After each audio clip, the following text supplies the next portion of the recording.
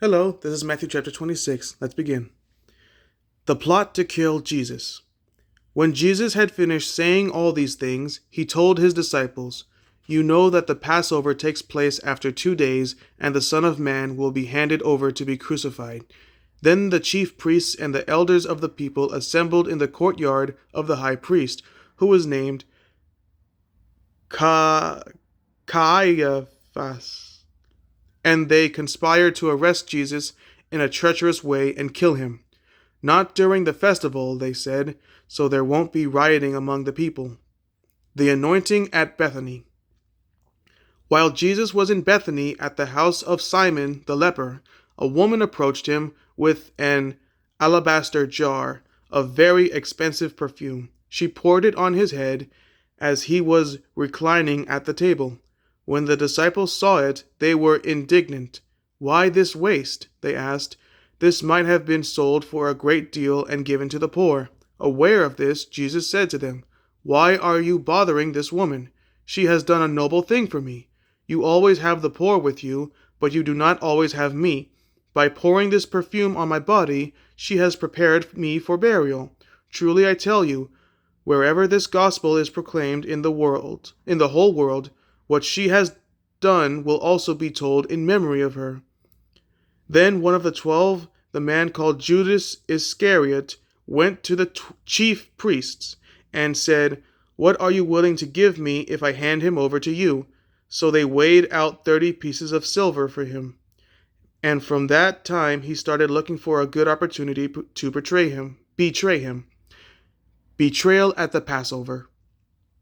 On the first day of unleavened bread, the disciples came to Jesus and asked, "Where do you want us to make preparations for you to eat the Passover?" "Go into the city to a certain man," he said, "and tell him, 'The teacher says, my time is near. I am celebrating the Passover at your place with my disciples.'" So the disciples did as Jesus had directed them and prepared the Passover. When evening came, he was reclining at the table with the 12. While they were eating, he said, "Truly I tell you, one of you will betray me." Deeply distressed, each one began to say to him, "Surely not I, Lord." He replied, "The one who dipped his hand with me in the bowl, he will betray me. The Son of Man will go just as it is written about him, but woe to that man by whom the Son of Man is betrayed.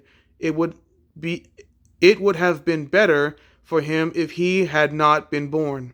Judas, his betrayer, replied, "Surely not I, Rabbi." "You have said it," he told him. The first Lord's Supper.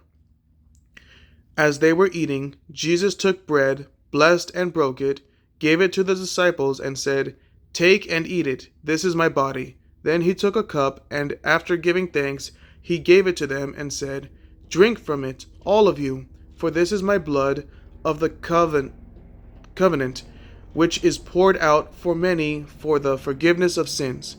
But I tell you, I will not drink from this fruit of the vine from now on until that day when I drink it new with you in my Father's kingdom." After singing a hymn, they went out to the Mount of Olives. Peter's denial predicted. Then Jesus said to them, "Tonight all of you will fall away because of me, for it is written, 'I will strike the shepherd, and the sheep of the flock will be scattered.' But after I have risen, I will go ahead of you to Galilee." Peter told him, Even if everyone falls away because of you, I will never fall away." "Truly I tell you," Jesus said to him, "tonight before the rooster crows, you will deny me 3 times." "Even if I have to die with you," Peter told him, "I will never deny you." And all the disciples said the same thing. The prayer in the garden. Then Jesus came with them to a place called Gethsemane, and he told the disciples, "Sit here while I go over there and pray." Taking along Peter and the 2 sons of Zebedee, he began to be sorrowful and troubled. He said to them, "I am deeply grieved to the point of death. Remain here and stay awake with me."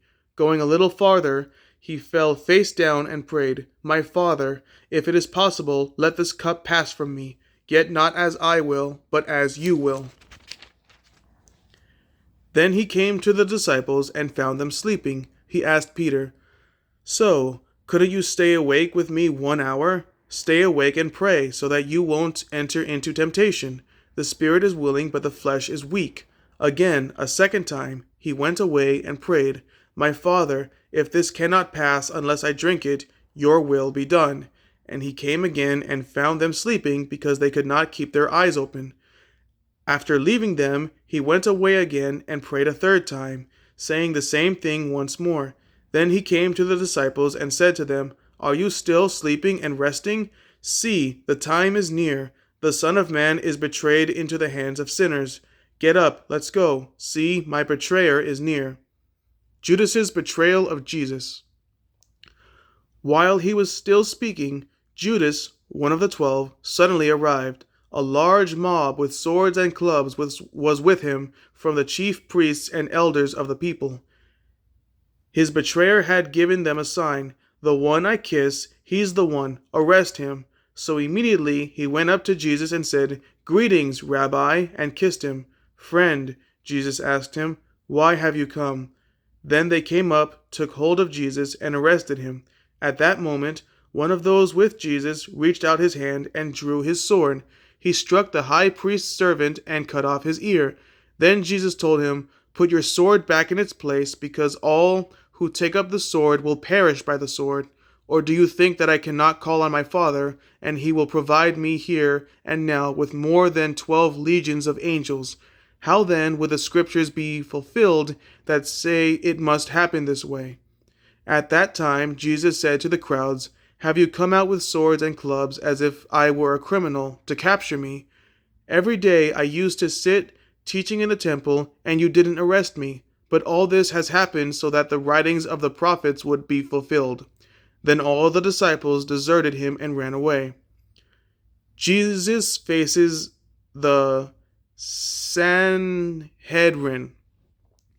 Those who had arrested Jesus led him away to Caiaphas, the high priest, where the scribes and the elders had convened. Peter was following him at a distance right to the high priest's courtyard. He went in and was sitting with the servants to see the outcome. The chief priests and the whole Sanhedrin were looking for false testimony against Jesus so that they could put him to death. But they could not find any, even though many false witnesses came forward. Finally, 2 who came forward stated, "This man said, 'I can destroy the temple of God and rebuild it in 3 days.'" The high priest stood up and said to him, "Don't you have an answer to what these men are testifying against you?" But Jesus kept silent. The high priest said to him, "I charge you under oath by the living God, tell us if you are the Messiah, the Son of God." "You have said it," Jesus told him. "But I tell you, in the future you will see the Son of Man seated at the right hand of power and coming on the clouds of heaven." Then the high priest tore his robes and said, "He has blasphemed.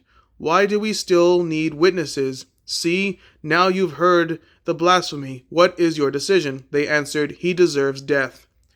Then they spat in his face and beat him. Others slapped him and said, "Prophesy to us, Messiah. Who was it that hit you?" Peter denies his Lord. Now Peter was sitting outside in the courtyard. A servant girl approached him and said, "You were with Jesus in Galilee too." But he denied it in front of everyone. "I don't know what you're talking about." When he had gone out to the gateway, another woman saw him and told those who were there, "This man was with Jesus the Nazarene." And again he denied it with an oath, "I don't know the man." After a little while, those standing there approached and said to Peter, "You really are one of them, since even your accent gives you away." Then he started to curse and to swear with an oath, "I don't know the man." Immediately a rooster crowed, and Peter remembered the words Jesus had spoken, "Before the rooster crows, you will deny me 3 times." And he went outside and wept bitterly. So that was Matthew chapter 26. Next will be Matthew chapter 27. Thank you so much for watching. Have a great day. Take care.